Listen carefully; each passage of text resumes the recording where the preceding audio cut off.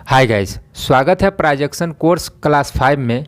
और गाइस, प्राइजेक्शन का ये सबसे इम्पोर्टेंट टॉपिक में से एक है और इससे जो है अधिकतर ट्रेड मिलता है।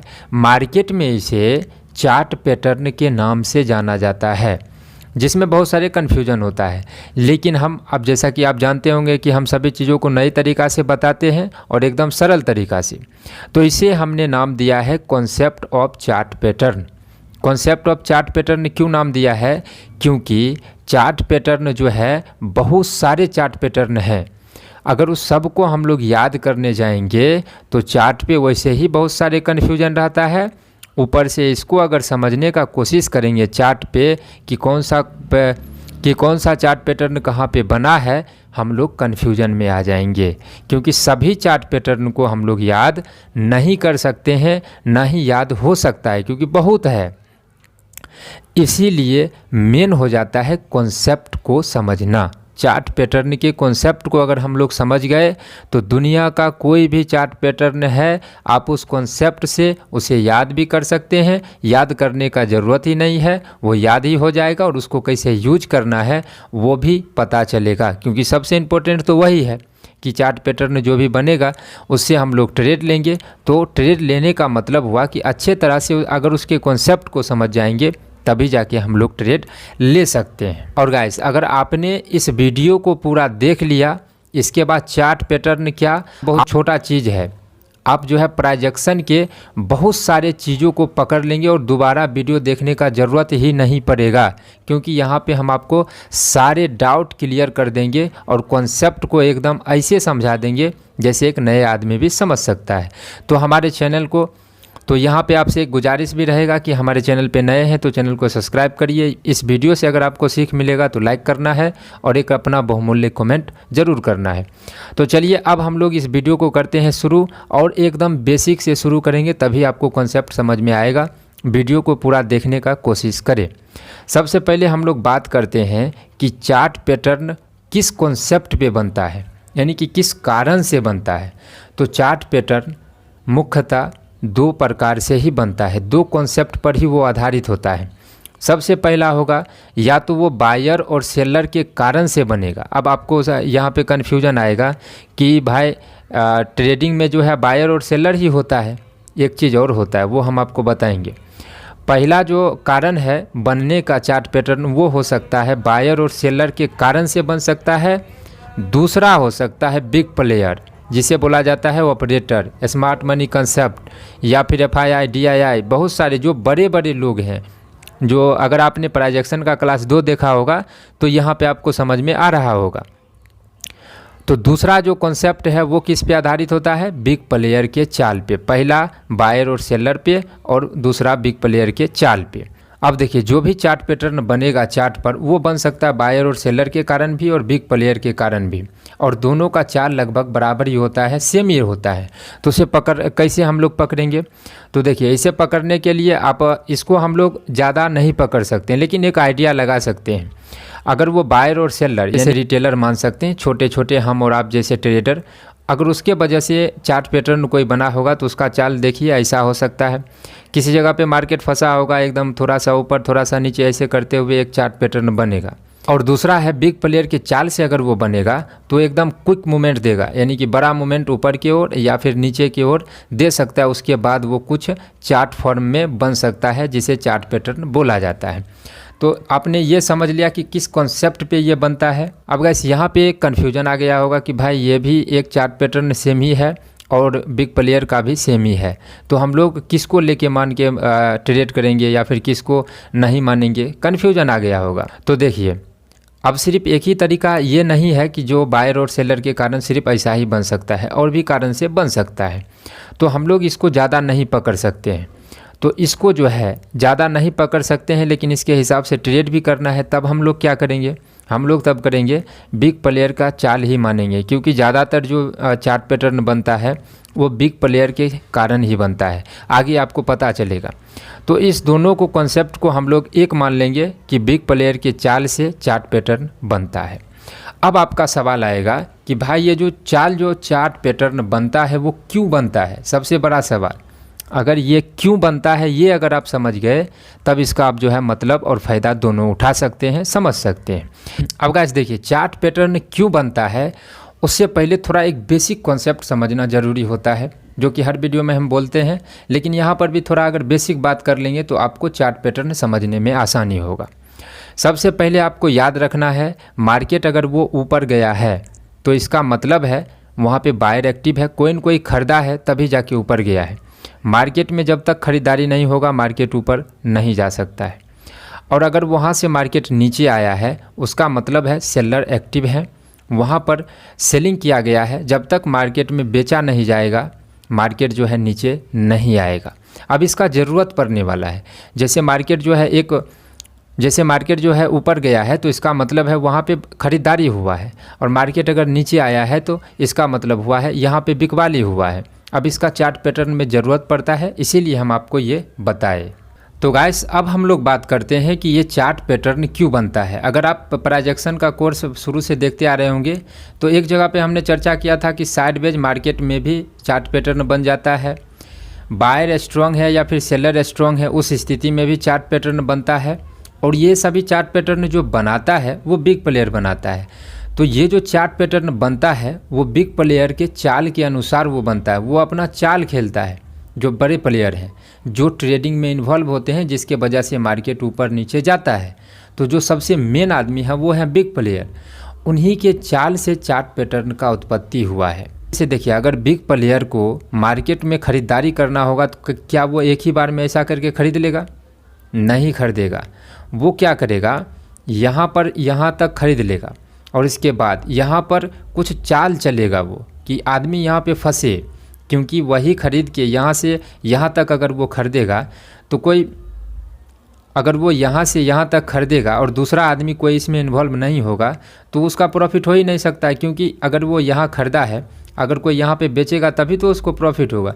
कोई अगर बेचने वाला होगा ही नहीं, वो यहाँ से खरीद के और अपने से खुद से यहाँ से ऊपर लेके चला गया तो उसको प्रॉफिट नहीं होगा। अगर उसको यहाँ से यहाँ तक खरीदना होगा तो वो चाल चलेगा, थोड़ा बहुत ऊपर ले जाएगा। अब यहीं पे ये चाल चलता है, वही चाल जो है चार्ट पैटर्न के नाम से जाना जाता है और इसी जगह से चार्ट पैटर्न का उत्पत्ति हुआ है। अब चार्ट पैटर्न अब जो ये चाल चलेगा, ये मार्केट को अगर ख़रीदना होगा तो भी चाल चल सकता है और बेचना होगा फिर भी वो चाल चलेगा, क्योंकि अगर उसको यहाँ से यहाँ तक बेचना होगा तो वो डायरेक्ट एक ही बार में नहीं बेचेगा, वो पहले थोड़ा बेच लेगा, इसके बाद यहाँ पे वो है चाल चलेगा, खेला करेगा, यहीं पे चार्ट पैटर्न बनता है। तो अब आप हमें एक बात बताइए, वो जो चाल चलेगा वो सिर्फ एक ही दो चाल से चलेगा? बहुत तरीका के चाल से चल सकता है। तो वही बहुत तरीका जो बन जाता है वो बहुत चार्ट पैटर्न का रूप ले लेता है। तो इसके चाल को हम लोग चार्ट पैटर्न चाल को अगर समझना होगा तो चार्ट पैटर्न को समझने से तो होगा नहीं, क्योंकि वो सिर्फ चार्ट पैटर्न के अनुसार ही चाल नहीं चलेगा, चाल ये अपना बदलते रहेगा। इसीलिए कॉन्सेप्ट को समझना ज़रूरी है।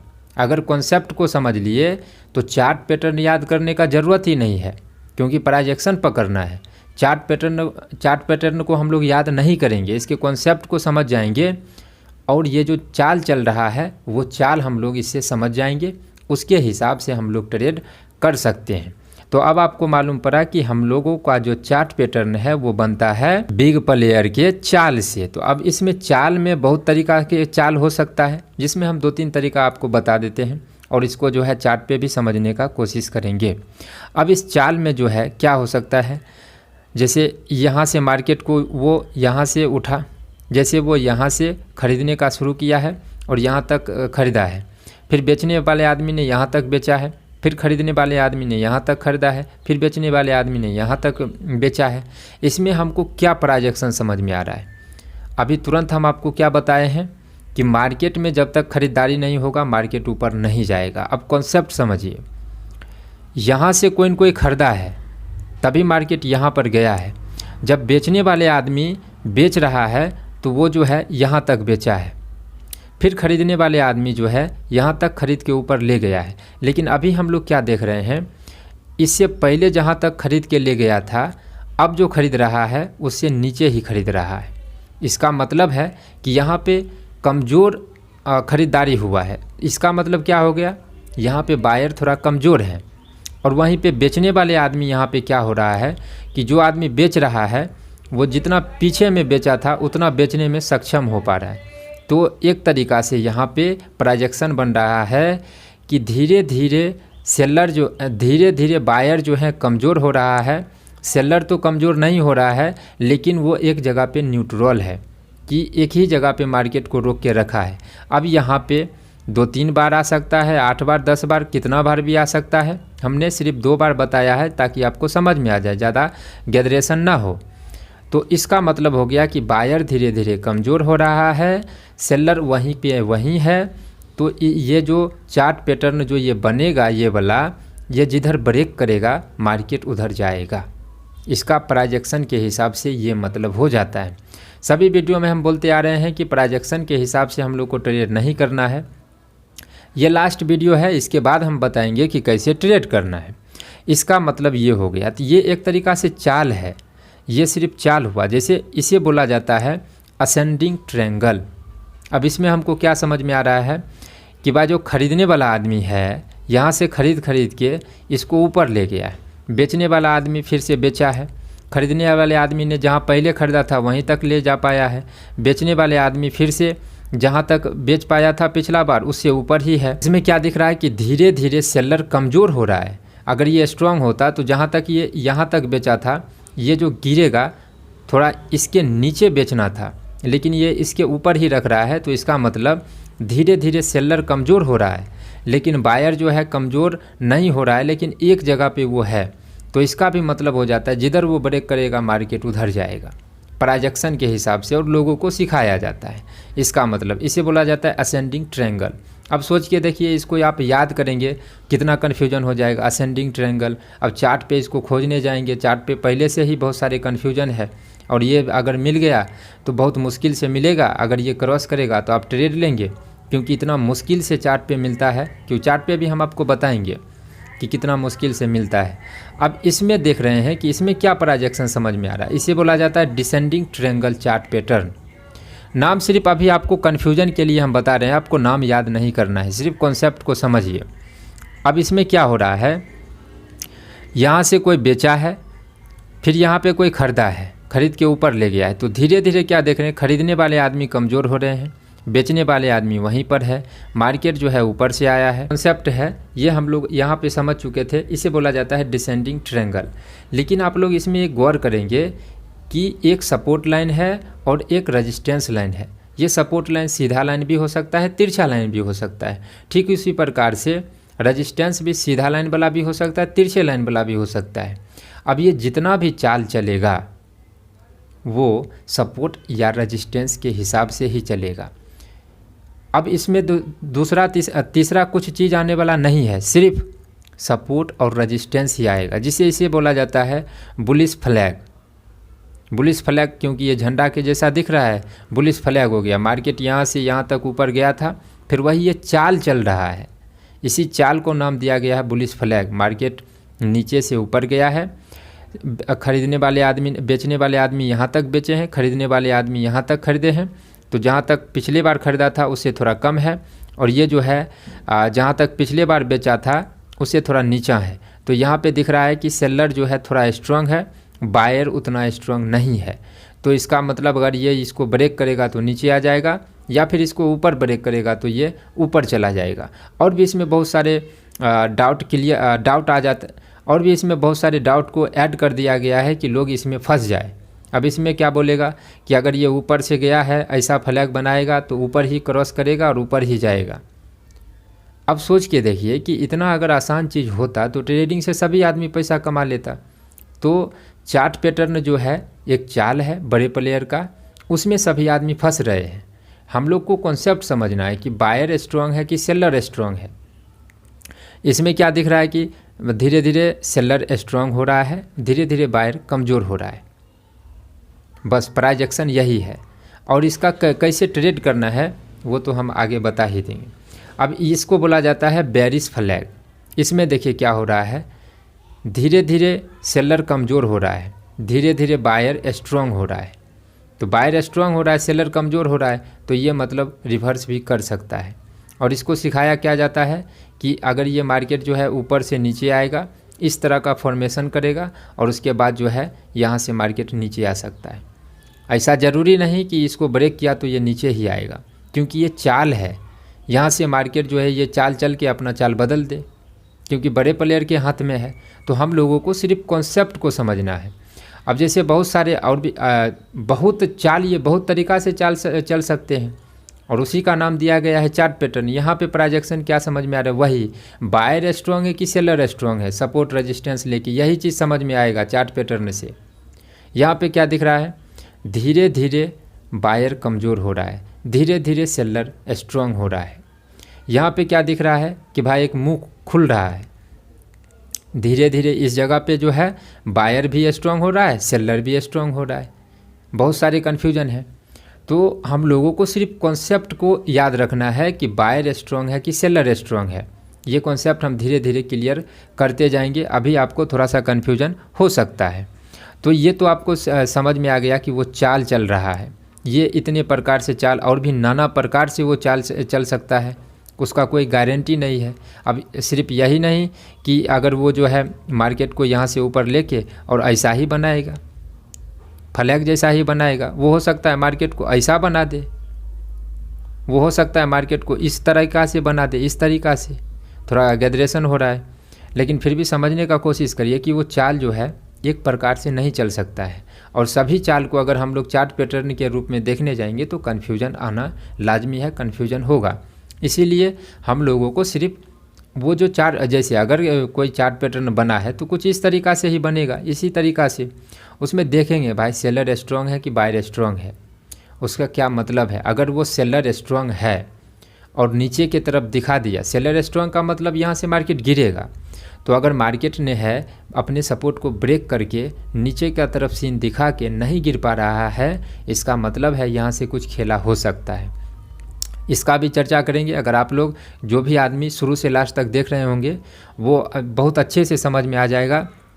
और आप लोग जो बोलते हैं कि किसी ट्रेड में सही एंट्री एग्जिट, इसी सब कॉन्सेप्ट से सही एंट्री और एग्जिट कर सकते हैं। कोई एक तरीका ट्रेड में एंट्री करने का नहीं होता है। अब जैसे अगर चार्ट पे आप देखने जाएंगे, डिसेंडिंग ट्रायंगल है ये, बस अब कुछ कन्फ्यूजन के लिए आपको बता रहे हैं, ये आपको रटना बिल्कुल भी नहीं है, बस कन्फ्यूजन थोड़ा सा दूर करने का बात है। अब चार्ट पैटर्न पे देखिए कुछ इस तरीक़ा से आपको देखने को मिलेगा। इसमें अगर ऐसा कुछ सीन दिख रहा है तो हम लोगों को डायरेक्ट क्या करना है कि भाई सेलर स्ट्रॉन्ग है कि बायर स्ट्रॉन्ग है, ये देखना है।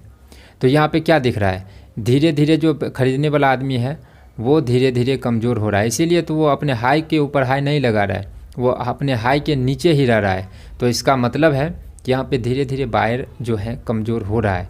और दूसरी तरफ क्या दिखा रहा है कि एक जगह पे सपोर्ट भी ले रहा है। तो इस पे पूरा से समझ में क्या आ रहा है कि धीरे धीरे बायर कमज़ोर हो रहा है, एक सपोर्ट भी है। तो अगर इस सपोर्ट को ब्रेक करेगा तो मार्केट यहाँ से नीचे आएगा। लेकिन फिर वही बात है कि आपको ऐसे में ट्रेड नहीं करना है, हमने सिर्फ ये कन्फ्यूजन के लिए आपको बता रहे हैं। इस जगह पे जिसे इसे बोला जाता है असेंडिंग ट्रायंगल।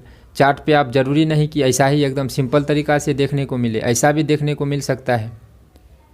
बस आपको देखना है बायर स्ट्रॉन्ग है कि सेलर स्ट्रॉन्ग है, और ये कोई चार्ट पैटर्न होगा, नाम याद करने का ज़रूरत नहीं है, देख लेना है बायर स्ट्रॉन्ग है कि सेलर स्ट्रॉन्ग है। ये कोई चार्ट पैटर्न हो सकता है जिसका मतलब अगर जिधर ये ब्रेक करेगा उधर ये जाएगा, ऐसा सभी को सिखाया जाता है। तो हम लोगों को ऐसे ट्रेड नहीं करना है। अब चलिए जानते हैं कि एक चार्ट पैटर्न में क्या क्या हो सकता है। अब चलिए हम लोग जानते हैं कि एक चार्ट पैटर्न में क्या क्या हो सकता है। तो देखिए एक चार्ट पैटर्न में या तो बायर स्ट्रॉन्ग होगा, दूसरा चीज़ हो सकता है उस चार्ट पैटर्न में सेलर स्ट्रॉन्ग हो सकता है, तीसरा चीज़ हो सकता है सेलर स्ट्रॉन्ग हो सकता है, बायर कमज़ोर हो सकता है, ऐसा भी हो सकता है। चौथा चीज़ किसी चार्ट पैटर्न में हो सकता है कि सेलर कमज़ोर हो जाए, बायर ही स्ट्रॉन्ग हो जाए, ऐसा भी हो सकता है।